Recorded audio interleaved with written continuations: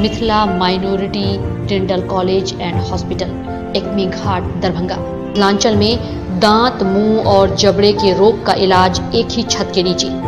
अधिक जानकारी के लिए जल्द संपर्क करें Mithila minority dental college and hospital.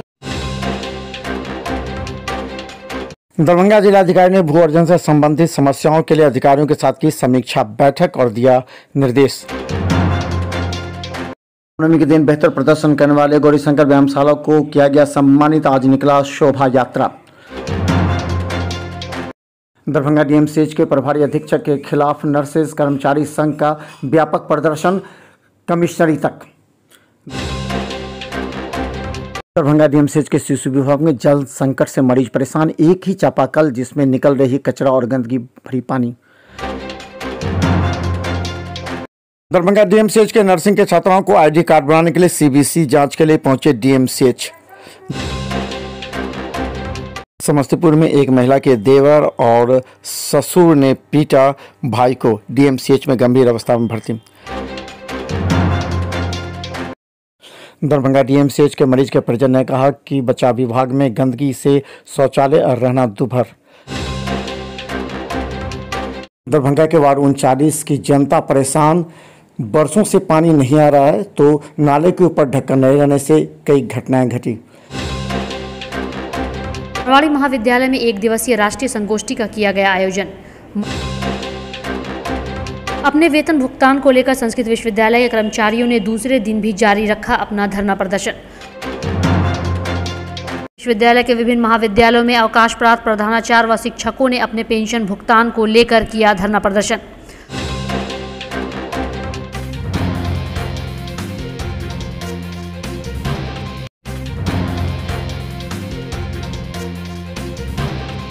Darbhanga में एक साल से भू अर्जन संबंधी समस्याओं को दूर करने को लेकर के जिलाधिकारी ने आज भू अर्जन पदाधिकारी एवं अन्य अधिकारियों के साथ समीक्षा बैठक में दिशा निर्देश देते हुए कहा कि हर शनिवार को थाना प्रभारी और सीओ मिलकर जमीनी विवाद का निपटारा करें, तो एसडीओ और डीएसपी भी बुधवार को इस मामले का सुनवाई करें ताकि मामला गंभीर न हो सके।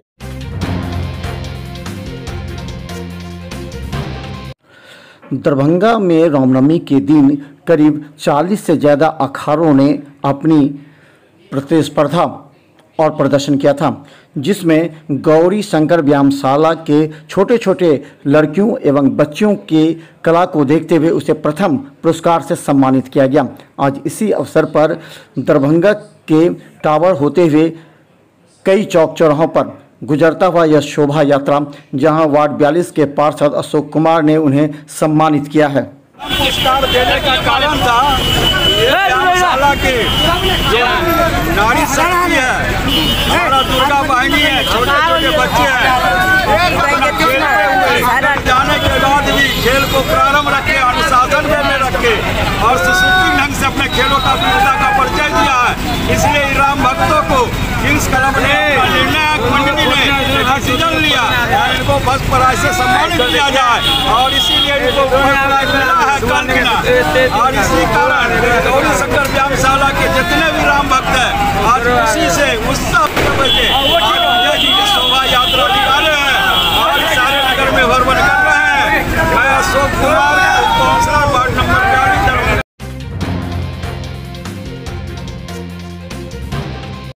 दरभंगा डीएमसीएच में आरोप लगाते हुए अनिल सिन्हा ने आज एक बड़ा जुलूस के शक्ल में दरभंगा के डीएमसीएच होते हुए कमिश्नर तक पहुंचा और वहां मुख्यमंत्री एवं कमिश्नर को ज्ञापन सौंपते हुए प्रभारी अधीक्षक डॉक्टर हरिशंकर मिश्रा पर आरोप लगाते हुए कहा कि उन्होंने भ्रष्टाचार को पनाह दी है। यही नहीं, उन्होंने ये भी कहा कि जब चाहे जिसे चाहे वो यहाँ से तबादला कर देते हैं और फिर उससे राशि की मांग करते हैं। ये आरोप अनिल सिन्हा ने लगाया है। आज 12 अप्रैल 2022 को दरभंगा मेडिकल कॉलेज अस्पताल में जो अगले आदेश तक प्रभारी अधीक्षक का कार्य संपादन कर रहे हैं डॉक्टर हरिशंकर मिश्रा, उनके काले कारनामों के खिलाफ उनके काले कारनामों की जांच कराकर बर्खास्त करने की मांग को लेकर आज समस्त विशाल प्रदर्शन कर्मचारियों नर्सों का डीएमसीएच परिसर से निकलकर आयुक्त कार्यालय तक जाएगी और वहां माननीय मुख्यमंत्री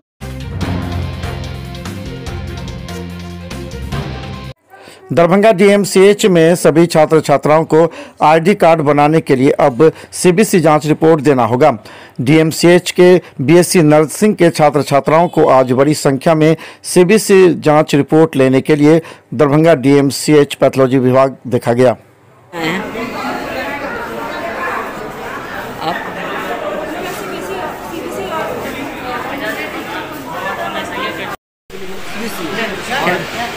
ब्लड ग्रुप का टेस्ट करवाना है। किस चीज़ के लिए करवाया? हमको आई कार्ड बनवाना है। आप सबको, आपको भी बनाना है? सभी स्टूडेंट को आईडी कार्ड बनवाने के लिए जरूरत पड़ी है। हाँ, इसलिए हम लोग आए हैं।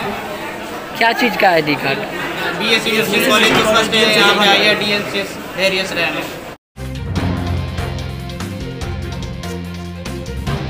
दरभंगा डीएमसीएच के शिशु विभाग में जहां प्रत्येक दिन करीब 100 से भी ज़्यादा मरीज भर्ती होते हैं, वहां पीने के पानी की हालात ये है कि मरीज और परिजन परेशान हो जाते हैं। एक ही चापाकल है जिससे गंदगी और कचरा मीडिया को दिखाते हुए कहा कि पीने के पानी के लिए 1 किलोमीटर से दूर जाना पड़ता है।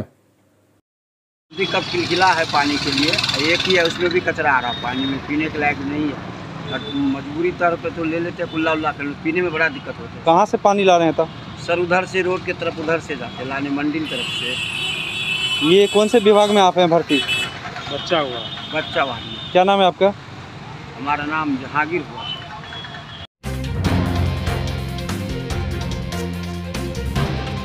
दरभंगा डीएमसीएच के बच्चावाद में आजकल गंदगी को लेकर प्रत्येक दिन मरीज शिकायत कर रहे हैं। मरीज के परिजनों का कहना है कि यहाँ शौचालय में इतनी गंदगी है कि जाना दुभर है, वहीं पीने के पानी के साथ आसपास भी गंदगियों का अंबार है, जिससे मरीज और परिजन परेशान हैं। सफाई के लिए बहुत पुअर व्यवस्था है। पानी का जो है सो सप्लाई अच्छा ढंग का नहीं है, साफ पानी नहीं है। शौचालय में भी बहुत गंदगी है, नाले ओले का है, शुगर उगर अंदर आ जाती है, जैसे कुत्ते लोग, बहुत गंदगी है। हॉस्पिटल नाम का है। कौन सा विभाग है ये? बच्चा वार्ड है। क्या नाम है आपका? मिथिलेश कुमार सिंह। भर्ती है यहाँ पे क्या? जी, पेशेंट मेरा भर्ती है। कहाँ?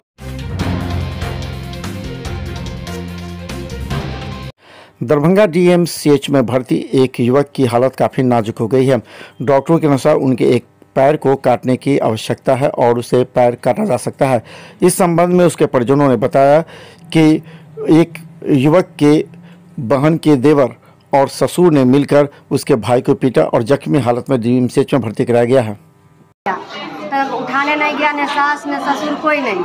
अगल बगल वाला लोग 2 घंटे 3 घंटे बाद जब दारू दांती लग गया तो ले गया हॉस्पिटल, प्राइवेट में दवाई उवाई करा दिया। फिर घर पर आई तो पजरे में दर्द कर रहा है, माथा में पूरे दर्द कर रहा है। यहाँ कौन मारा इसको? टूट गया है। मेरा देवर। और कौन मारा है? ससुर मारा, देवर मारा। कहाँ?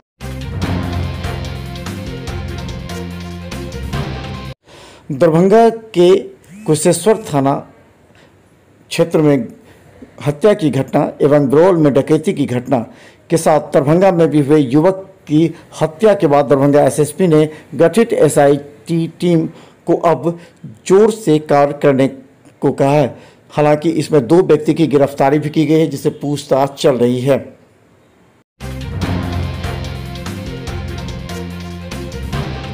दरभंगा के नगर निगम क्षेत्र के कई वार्डों में जल संकट से लोग परेशान हैं। वार्ड 39 की महिलाओं ने कहा कि उनके घर में विगत 2 वर्षों में पानी के टंकी तो लग गए लेकिन पानी नहीं आ रहा है। वहीं कई महिलाओं का कहना था कि जो नाला बने उसके ऊपर ढक्कन नहीं रहने से मच्छर, गंदगी के अलावा कई बार उसमें बच्चे भी गिरे हैं, जिससे दुर्घटना घटी है। धरती में पानी गिरता है, पानी ठीक से टाइम पर आए नहीं करता, धरती में पानी गिरता है, खारा में पानी नहीं आता है। जितने के लगा कर कोई फायदा, 2 साल तो हो गया, पानी अभी नहीं करता ऊपर। वार्ड नंबर है, नुसरत आलम साहब है यहाँ का वार्ड पार्षद, और नाला में ढक्कन नहीं पड़ा है, जिसमें बहुत सामान गिर जाता है, बच्चा सब भी गिर जाता है, और टंकी में पानी समय पे नहीं आता है। अंदर का पहले वाला टंकी है उसमें भी पानी नहीं देता है समय पे। इस बार मंगलवार को आयोजित राष्ट्रीय संगोष्ठी में अतिथि के रूप में श्याम महाविद्यालय के प्रधानाचार्य डॉक्टर फूल पासवान, मुख्य वक्ता मिथिला विश्वविद्यालय के समाजशास्त्र विभाग के विभागाध्यक्ष शहीद हसन मौजूद थे, जिनके द्वारा संयुक्त रूप से दीप प्रज्वलित कर इस कार्यक्रम की शुरुआत की गई। तो वहीं आए अतिथियों को महाविद्यालय के द्वारा बुके एवं मेमेंटो देकर सम्मानित किया गया। तो वहीं इस संगोष्ठी का विषय सांस्कृतिक पुनरुत्थान में आधुनिक भारतीय विचार का योगदान था, जिस पर आए अतिथियों ने अपने अपने विचार रखे।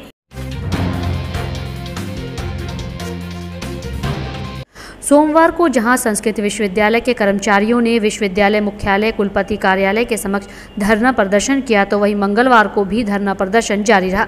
कर्मचारियों का कहना था कि इन लोगों का वेतन आया हुआ है, लेकिन भुगतान करने की प्रक्रिया में लेटलतीफी हो रही है।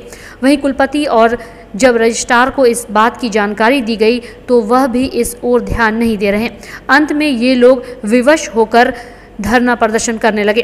वहीं इन लोगों ने कहा कि अगर इन लोगों की मांग नहीं पूरी होती है तो ये लोग 16 अप्रैल से अनिश्चितकालीन कलमबद्ध हड़ताल करेंगे, जिसकी सारी जवाबदेही कुलपति एवं रजिस्ट्रार की होगी। रजिस्ट्रार जो आए हैं हमारे विश्वविद्यालय में या दूसरे जगह से आए हैं, इनके द्वारा जानकर आया हुआ पैसा, पेंशनधारी का पैसा जनवरी का पैसा फरवरी में आ गया और आज तक ये भुगतान नहीं किए हैं। उसमें भी पेंशन का भुगतान जहाँ तक जो जानकारी है जिसमें कर रहे हैं, जो डाक से आया हुआ है, जिनका जीवन यापन जीवन प्रमाण। धरना प्रदर्शन कर रहे कर्मचारियों का कहना था कि ये लोग अपने पेंशन के लिए विगत महीने भी प्रदर्शन कर चुके हैं, लेकिन कोई कार्रवाई नहीं हुई और अभी तक इन लोगों को पेंशन से वंचित रखा गया है। वहीं कुलपति के द्वारा 12 अप्रैल को बैठक करने की सूचना दी गई थी, जिसको लेकर आज ये लोग विश्वविद्यालय पहुंचे थे, लेकिन कुलपति के कहीं और बैठक होने के कारण वे नहीं पहुंच पाए। इससे आक्रोशित होकर इन लोगों ने कहा कि अगर इन लोगों का पेंशन भुगतान जल्द से जल्द नहीं किया जाता है तो 16 अप्रैल से ये लोग अनिश्चितकालीन धरना प्रदर्शन करेंगे। अप्रैल को जो हम लोग जो है पेंशन अदालत करके आप लोगों का कुछ निर्णय कर देंगे। 8 तारीख को जब हम लोग आए यहाँ पर हुआ, जो रजिस्ट्रार साहब ऐसे नहीं करते हैं, वो एफओ साहब ऐसे नहीं करते हैं, आप लोग कोई कहता है जो पैसा नहीं आया। जब सबका रिकॉर्ड दिखला दिया गया जो नहीं हम लोगों का पैसा आता है राज्य सरकार से, उसके बाद ये निर्णय, उस समय में रजिस्ट्रार साहब यहाँ पर नहीं थे तो कहा गया कुलपति के द्वारा जो 12 तारीख तक रजिस्ट्रार आएंगे उनसे हम लोग परामर्श कर लेते हैं। 12 तारीख को आप लोगों को जो है एक